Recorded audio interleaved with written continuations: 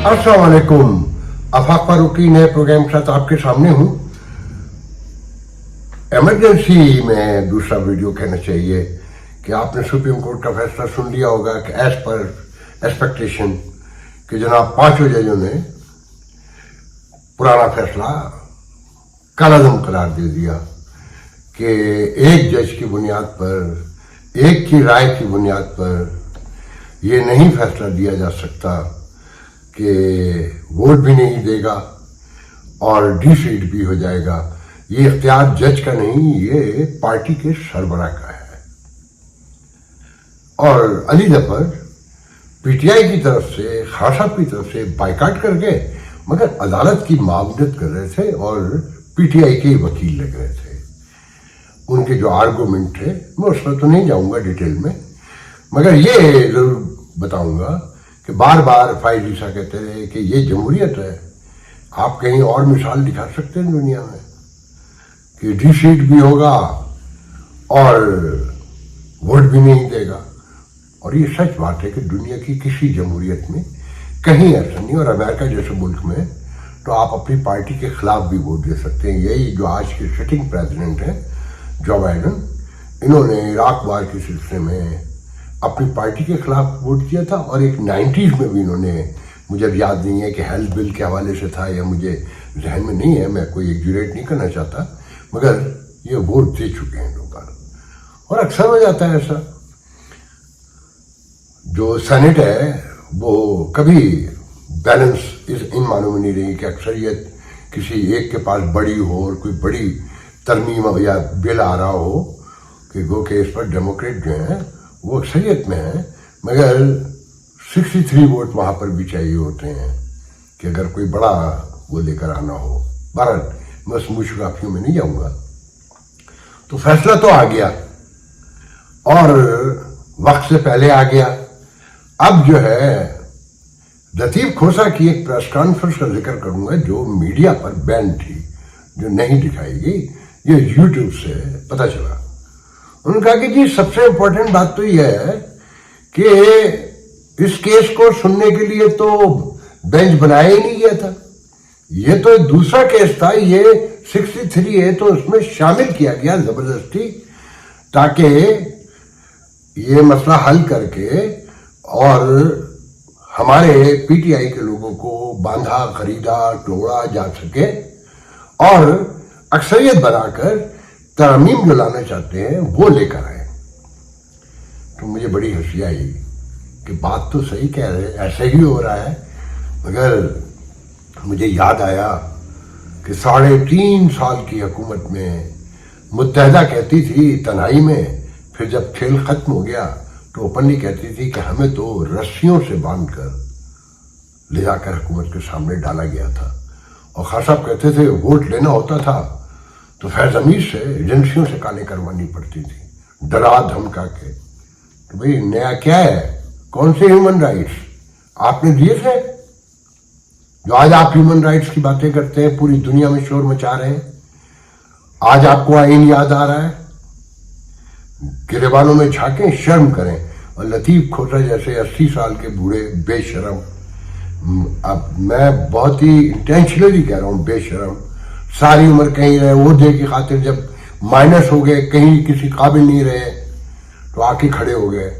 इस मुल्क का सबसे बड़ा मसला याद रखिएगा, ये बुकला है कि सुप्रीम कोर्ट बार की पिटीशन के ऊपर तो फैसले सुनाए जा रहे हैं, इस्लामाबाद बार कुछ और कह रहा है, पाकिस्तान बार जो है वो कुछ और कह रहा है। अब पीटीआई के हक में बुकला कन्वेंशन भी होने जा रहा है कि इस्लामाबाद को मुहासरा किया हुआ है बुरी तरीके से और कंटेनर से सजा हुआ है पूरा शहर, जबकि मलेशिया के प्राइम मिनिस्टर आए हुए हैं, शंघाई कॉन्फ्रेंस होने जा रही है।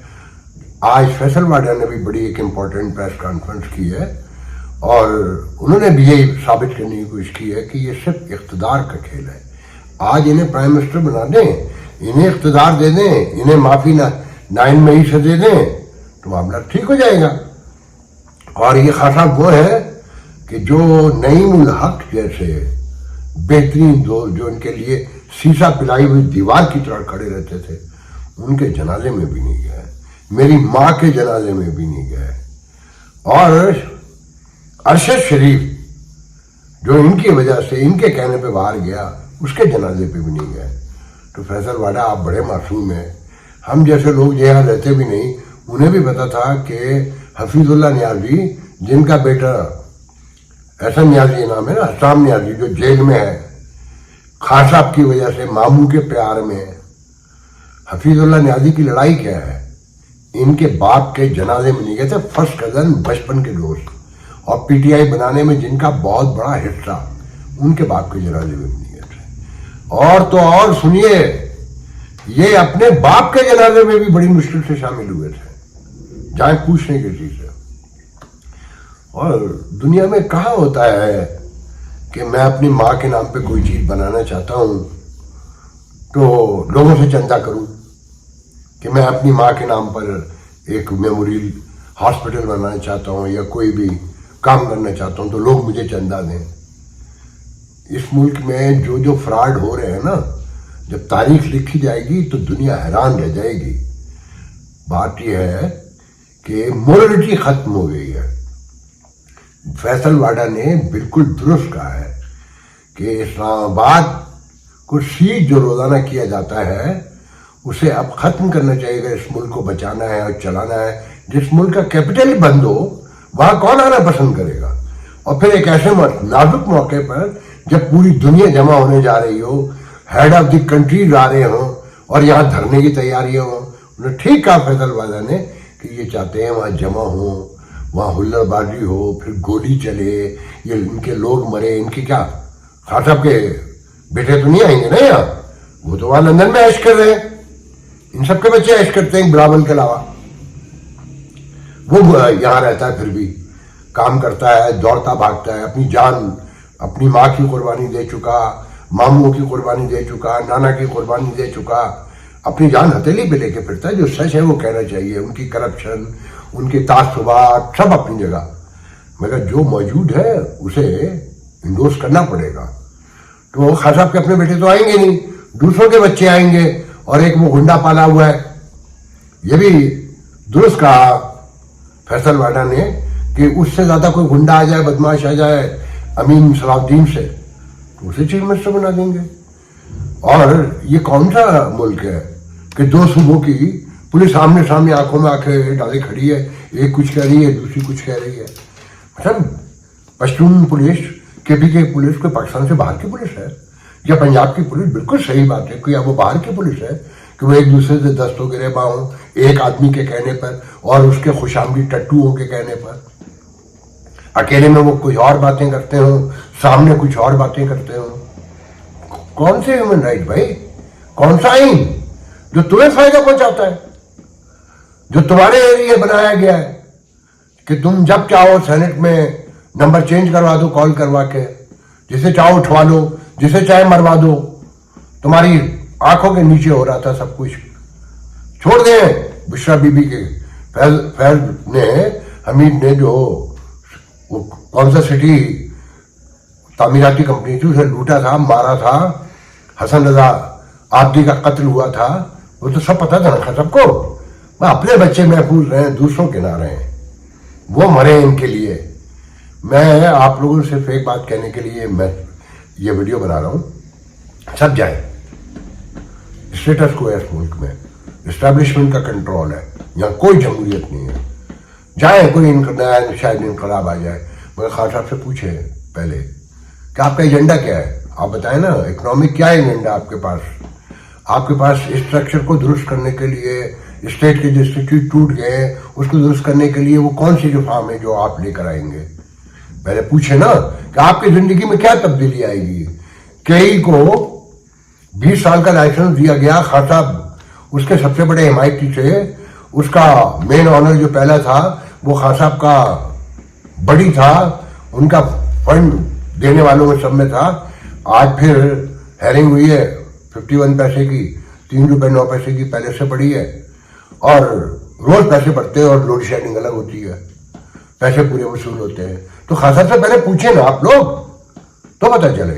अच्छा, दिलचस्प सूरत हाल ये है कि अब जैसे मुत्तहदा का वोट जो है ना जिसकी हुकूमत होगी उसके होंगे, क्योंकि वो तो रस्सियों से बांध के डाल दी जाती है। और शौक जुनून ऐसा है कि वो बनने पे तैयार रहते हैं। तो पीटीआई वाले कहीं बाहर से आए हैं।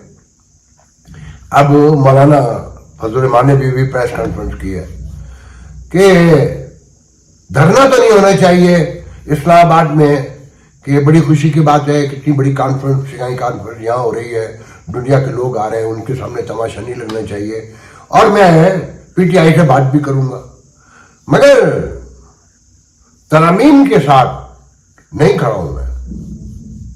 हम वहीं खड़े हैं कि 18वीं तरमीम पे 9 महीने लगे थे, तो ये इतनी जल्दी कह सकती है, और जल्दी किस बात की है? वो भाई फाइजिसा को लाना है, और 18वीं तरमीम लेकर आए थे, 9 महीने लगा के बच्चा पूरा पाल के पेट में बाहर डिलीवरी की थी, क्या निकला था उससे? वो खाकाना बाशी सुना चुके हैं ना सबको कि सबने अपने अपने मफादात पूरे किए थे, दैट्स ऑल। तो एक तरमीम ये भी आ जाए तो क्या फर्क पड़ जाएगा, देख लेते हैं। अगर खान साहब के दौर में आ रही होती तो सब ठीक था, 40-40 बिल एक सेशन में पास होते थे, धड़ाधड़ और धक्के मार कर निकाल दिए जाते थे उस वक्त की अपोजिशन को, जो आज हुकूमत में ताजी बैठे हुए हैं। तो खान साहब, आप ही ने कभी कहा था मीनारे पाकिस्तान पे जो पहला जलसा बड़ा किया था, को मियाँ साहब जान दो, साड़ी बारी आन दो। तो खान साहब उन्हें जान दो, लोगों की बारी आन दो। ये मुल्क तो बारियों के लिए लगा हुआ है ना, ये तो बनाया इसलिए गया था। अच्छा, दिलचस्प बात यह है कि वकला तकसीम है और दोनों तरफ से ह्यूमन राइट्स के नारे लग रहे हैं, क्योंकि दोनों तरफ के लोगों को माल बनता है ना। इसमें दिलचस्प बात सुने कि जैसे फैसला है ना, तो सारे टेलीविजन लाइव आ रहे थे, तो मैं चैनल चेंज कर करके सबको देख रहा था, कौन शायद कोई डिफरेंस नजर आए। तो बताया जियो पर कि एहसन बून ऑनलाइन है और अब हम उनसे बात करने जा रहे हैं। मैंने इस दौरान एहसन बून को मैंने क्या सुनना, मैं उसकी पूरी खानदानी तारीख से वाकिफ हूं। मैंने दुनिया न्यूज लगाया तो वो वहां ऑलरेडी बोल रहे थे लाइव, मतलब मीडिया सामने जादू करोगे यार, एहसन बून भी, कि वो 2 चैनल पे एक साथ बोल रहा था लाइव। आप इस सिचुएशन का अंदाजा लगाए तो उससे मुझे एक वाकया याद आया। मैं उसके बाद ये कहानी बंद करता हूँ, ये वीडियो इस लाइव के ऊपर कि इस मुल्क में कैसे कैसे फ्रॉड होते हैं। आमिर लियाकत, अगर आप लोगों को याद हो, मरहूम,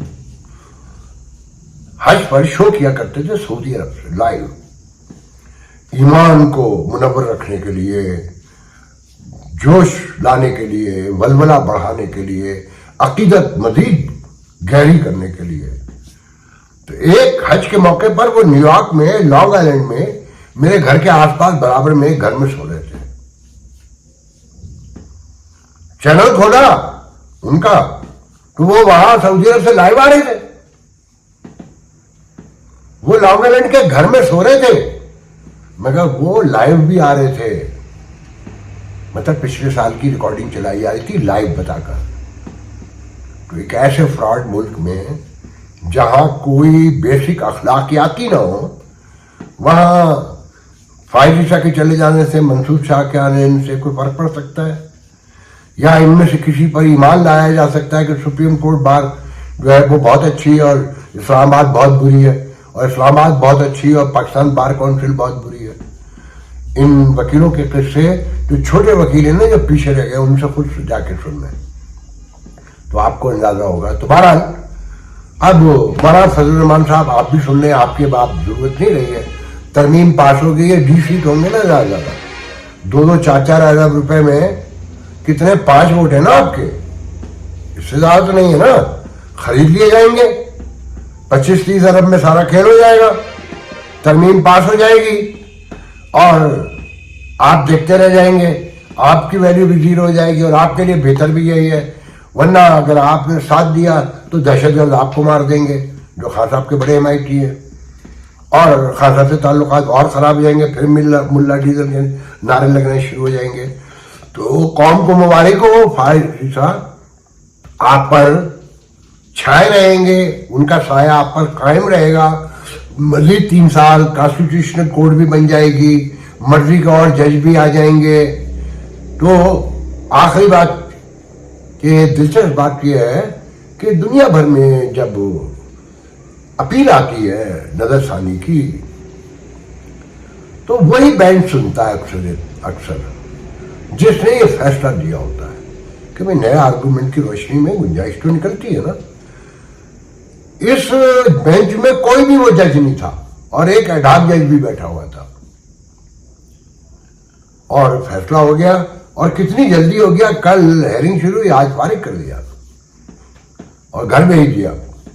اچھا بات درست ہے ایک حد تک, کیا مکمل درست ہے کہ بات وہی ہے کہ صبح میں نے کہا تھا کہ نیتوں کا کھیل ہے, کہ پوری دنیا میں کوئی مثال نہیں ہے کہیں کہ ڈی سیٹ بھی ہوگا اور ووٹ بھی نہیں ڈالنے دیں گے اور ووٹ کاؤنٹ بھی نہیں ہوگا.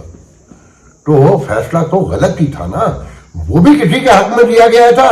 یہ جنرل فیصلہ ہے مگر کسی کے حق میں دیا گیا ہے اور اپنے حق کے لیے دیا گیا ہے. آج کے لیے یاد دیجیے, انشاءاللہ کل گفتگو ہوگی آپ سے صبح. ہو نہیں جانتا کرنا پیندا ہے, ہو نہیں جانتا کرنا جیون دے لئی مرنا پیندا. خون کی بیماریوں میں مبتلا, زندگی کے لیے ترستے ہوئے تھیلیسیمیا, ہیموفیلیا اور بلڈ کینسر کے مریض منو بھائی کے بعد اب آپ کی شفقت چاہتے ہیں. انہوں نے ملک کے لیے بہت کچھ کیا, آئیے ہم بھی ان کی سندس فاؤنڈیشن کے لیے کچھ کریں, منو بھائی کے مشن کو آگے بڑھائیں. تو پھر آئیں آپ بھی اپنی زکوٰۃ عطیات سندس فاؤنڈیشن کو دے کر بچائیے کسی بچے کی جان. یہ علی ہے. علی کو تھیلیسیمیا ہے. آج اسے اپنی سالگرہ پر بلڈ ٹرانسفیوژن کے لیے آنا پڑا. سندس فاؤنڈیشن گزشتہ کئی سالوں سے تھیلیسیمیا کے شکار ہزاروں بچوں کی زندگی میں امید اور خوشیوں کے رنگ بکھیر رہا ہے. بھی آپ اپنی خیرات, زکوٰۃ اور عطیات سندس فاؤنڈیشن کو بھجوا کر ان بچوں کی زندگی کے ٹمٹماتے چراغوں کو روشن رکھیں.